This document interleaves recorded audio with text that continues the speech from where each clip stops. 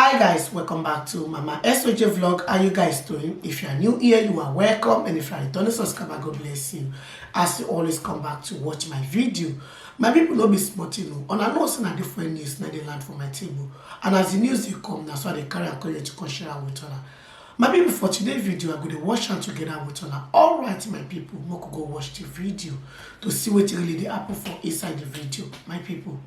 To Ribadu, my big brother. We remember also in 2007 when OBJ, that's a former president Obasanjo, was going to do anything within his power as a sitting president to humiliate, to disgrace, and to completely annihilate politically his deputy then, Vice President Atiku Abubakar, former. We all knew what happened.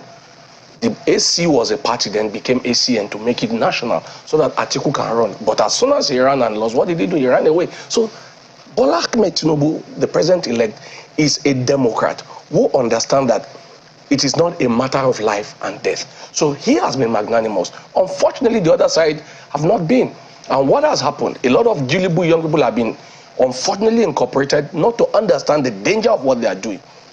Many of us who are, I told a few days ago, if you're over 40, you will understand what Nigeria went through when the June 12, 1993 election was cancelled and annulled. It took us back several years. It got to a point, I'm sure many people listening will remember the sawdust stove that we were using. It was that bad. Our lives were not safe. Military were everywhere. So when people can wake up and start going around and asking for the military to come and give them an interim government because they lost an election, which is just 4 years that you can go and reorganize yourself, it's disgraceful. It's undemocratic. It is unacceptable. And such people should be called not just to order, but the law should take its course. So that's the reason why I ask the question of magnanimity, whether or not, when you are in a race and there is a loser and there is a winner. There always must be. Yeah. There must be a loser and a winner. The question is if there is a camaraderie and everyone sees themselves as Nigerians and come together and say, oh, I've lost, I've won, let's pick ourselves together and see how we can work together. If there are those who believe that your party is your party and you have not been able to carry the nation along, the question will be, this election has left the Nigerian people more divided. And if you look at the election, 38% of the entire vote was what your candidate got. The lowest margin or the lowest percentage any president that has been elected since 1999 have gotten. It shows how balkanized. He was competitive. No. I mean, if you look at the political map, you discovered how balkanized the political map has been. In the north, the south, the north central, and every other place. There is a need, isn't it, for a reach out. Do you think your candidate could do that? I just told you that he's not my candidate anymore now. He's now the president-elect of the Federal Republic of Nigeria. We have to put that in perspective. And he has said, and I quote him, I will form a government of national competence. Which means everybody, what does that mean? That's what I'm doing. Every Nigerian who is competent and who can do a job will be brought. Let me remind you one thing. When Bola Ahmed Tinubu was the governor of Lagos State, he had no reason to bring in people like Ben Akabuzi onto his cabinet because they were not Yorubas and they were not Lagosians. And he's also a Christian. But what did he do? He saw competence in him. He was not obliged to bring people like Athawari into his government. He's from Delta State. But he saw competence in him. He brought him. My elder brother, Dele Alake, is from Ekiti State. So if as a governor of a state, he didn't say you must be a Yoruba man or from this place, he extended his hand. Why do you think as a president it will be any different? So my issue is, you said something about Nigeria has been very divided during this election. Who created it? We know the man that was going to churches who was saying, church, take back your country. We know the man who refused to, when he went to states that where you have Muslims and Christians. You went to Gombe, you went to Numa, you went to Kaduna, you didn't go to Kaduna, you went to Kafanchan, you went to some other state, you went to Lagos, you didn't go to the center of the city, you were going to where? So we know who deliberately exacerbated the fault lines of Nigeria. So if they did this, You cannot blame our own candidate for what people did. We know who turned the church pulpit into a campaign ground. We know who was going from churches to churches. So when they have divided Nigerians, this is the result. So we as a party, we have won an election. And many of us are Democrats. These people that I'm mentioning their names today, from the president-elect to his lieutenant, these are men who understand nationalism, who understand that Nigeria must work for all Nigerians. So Nigeria should have no worry about the kind of cabinet and the kind of government Bola Ahmed Tinubu is going to run. He's going to run a nationalistic government. He's going to run a government that will work for every Nigerian. See, let me tell you one honest truth. What do you really want as a person? Do you want to be appointed into government and then be useless? Or do you want a government who may not appoint you, but will actually work for you and it will touch your life? That is what we should ask ourselves. I know that the government of Tinubu will run in a way that it will impact positively on the lives of every Nigerian. How do you also explain, because the opposition and the grounds on which they are challenging the election, they do not feel that the process was free and fair. They do not feel that the result reflect the election and the votes of the voters of the country. How do you describe that scenario, and how do you react to that? Sure, I don't have a problem with you not accepting the result. It is not me, I'm asking you. No, I'm saying, when I say you, I mean them, the opposition. I don't have a problem with them not accepting the result. I have a problem with them trying to delegitimize our institution. You have done what a decent human being should do, which is, I didn't accept this result, and I'm going to court. Let it stop there. But when you now begin to organize your people surreptitiously on the ground, you are either marching to this place, going to the defense headquarters or the Ministry of Defense, saying let there be interim government. That is irresponsibility.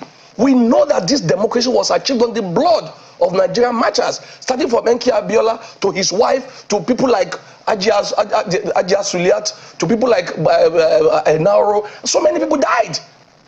And then some people think it makes sense to say the military should come back. It is not just absurd, it is insanity.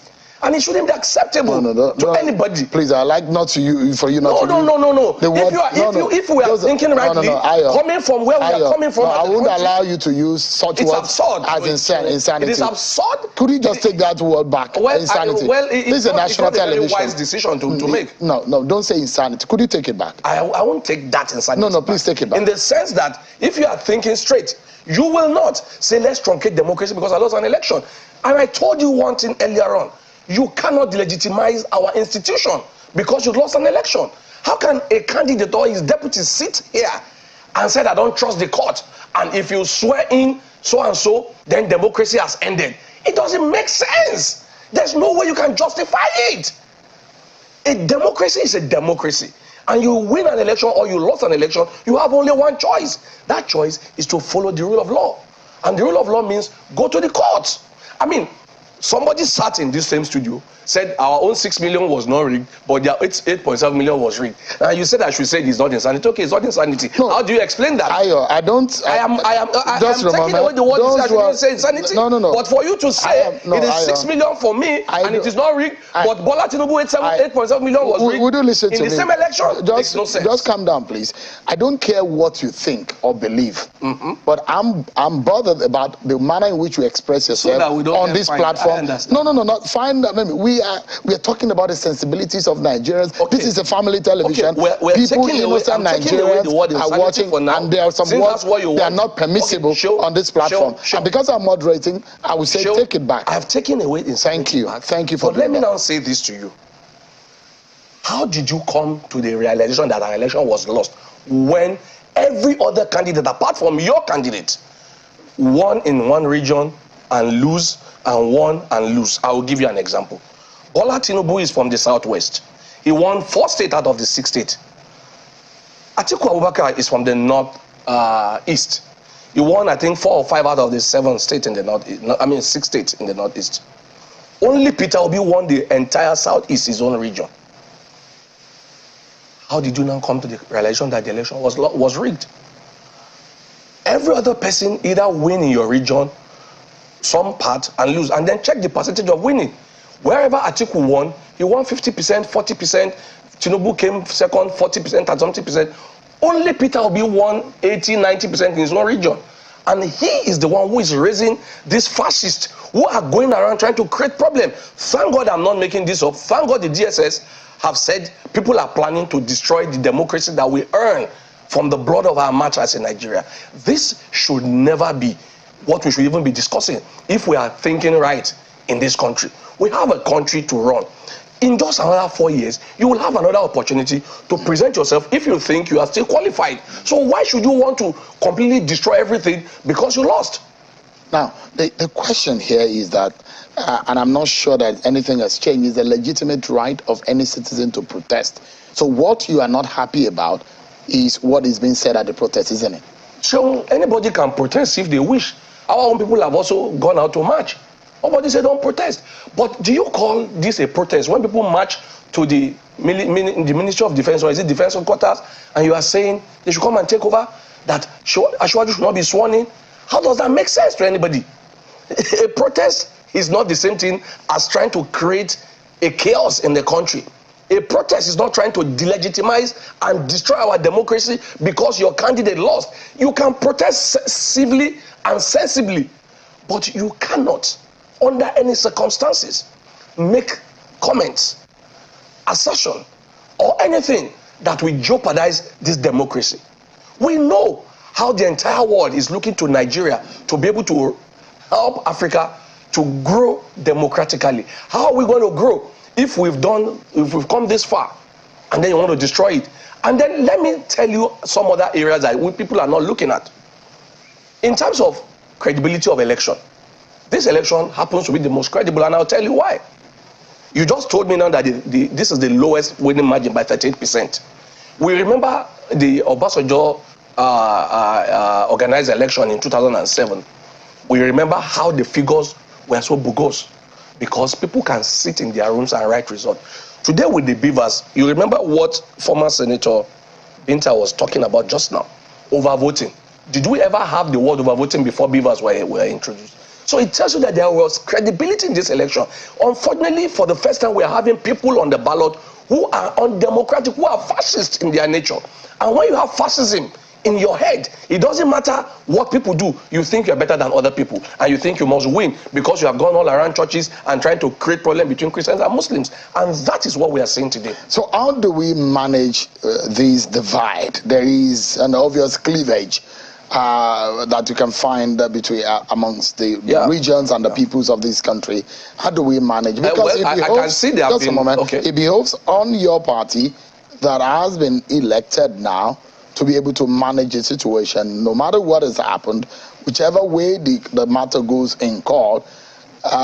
Your candidate will be sworn in at some point, and the fact remains that there needs to be a management of the nation and the people of our country. The first thing that should have been done was for the leadership of the losing party, especially the Labour Party, because I insist on them, because the PDP is more democratic. They have been in the game for a while. They understand you can lose and win.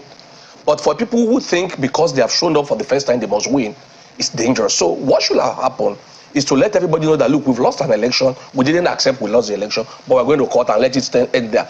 But every day, maybe you need to go and check the Twitter handle of the Labour Party presidential candidate. The man is still going around as if he's campaigning. And it is dangerous. You need to stop at a time. Because you are the one leading these people on. So what should be done now? What is he doing that you don't like? Every day he's still going around as if he's campaigning. Like what? What activity? Well, so just yesterday or two, he went, did one long thread, and then he was still making very incendiary statement, and people are latching onto it. You see, there are things when you don't need to say it. You just have to allude it. Your people will get it. And because you keep making allusion to it, you are riling the mob. It's a Trumpist kind of idea. It's like a Trump system. You don't have to tell people, go and burn down the Capitol. All you need to do is give them a body language or some other way, and they will do it. So what needs to be done is for these people to call themselves to order and calm down that, look, if we burn down this country, you and I have no other country to go to. When that starts, then we can start talking about healing. Then the churches, I need to talk to the pastors and the churches. I know some of them. There's a particular female minister who has gone, and you would think she's the INEC assistant, saying we reject this result. These are things that should stop. Leaders need to start talking peace, need to start talking healing, need to start telling people, look, if there are grievances, there are correct ways to handle the grievances. There are law courts. But when you go around and start saying we don't believe in the court, let's get our mandate back. How do you want to get it? By violence. Violence beget violence, and we don't want it. So the only way you can get a mandate that you think was taken from you is to go to the courts. But when you begin to say we don't trust the court, we don't believe in the court, then what are you saying? Then you're not even a Democrat in the first place. Because as a Democrat, you must believe in the rule of law. If a Democrat does not believe in the rule of law, then what is he doing being a Democrat? What is he looking for? Looking for vote. Why don't you just take a gun and kill everybody and become the president? It's as simple as that. So as a Democrat, you must understand that the rules are the rules. I mean, let me give you an example. The former governor of Osun State still believed that he was cheated out of it. But since when have you seen the man making incendiary statement? No. He's gone to court. He won in the tribunal. He's lost now in the appeal court. He might go to the Supreme Court. That is what decent Democrats do. And if he wins, he will take his seat. And if he loses, I am sure Governor Gboyega Oyetola will say, we have lost, let's get ready for another time. But when you keep going, making statements every day, still behaving like you're in a campaign mood, you're going to create problems for Nigerians. And these are what we don't want. Already the world is in a dire state. As I speak with you, I'm sure you are aware, the American banking system is on the verge of collapse. So which means there is another looming international recession. So let's face problems instead of creating problems for ourselves.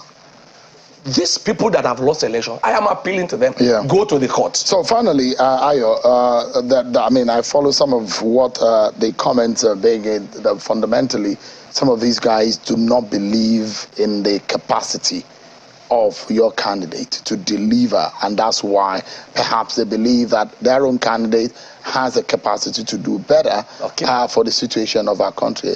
As your final thought on the program tonight, how do you convince and what do you do to ensure you onboard these Nigerians who think legitimately that they have a better candidate other than the candidate who First won and foremost, we know that democracy means the rule of law, which means the majority will always have his way, even the minority have their say.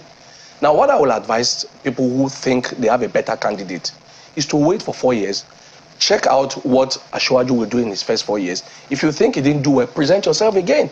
However, I and 8.7 million other people know that Asiwaju delivered when it was tough as the governor of Lagos State.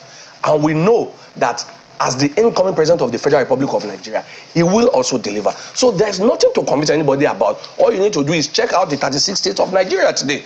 Which state has the best in terms of human capital development, in terms of infrastructure development, in terms of IGR, and in terms of every other thing? Then if you know that clearly Lagos is truly the 5th largest economy in Africa after Nigeria #1, South Africa, Egypt, and I think Algeria, then you know that if this man handle Nigeria, clearly we're going to have a ball. Thank you so much. Ayo Oyalawo, a political economist and a member of the APC. Thanks so much indeed for your time tonight. Sean, thank you for having me. I'd like to just put it out there and correct this notion that indeed Sir Michael... My people, now the video night on a new watch finish, so on a see what it happen for inside the video. Alright, my people, I go like to end the video for you. Make una let me know waiting on a thing for the comment section, and if una never subscribe, make una subscribe to my YouTube channel so that una no go miss any latest gist wey I dey upload.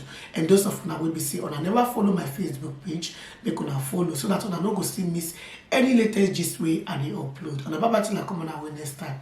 Bye guys, see you guys in my next video. Bye guys.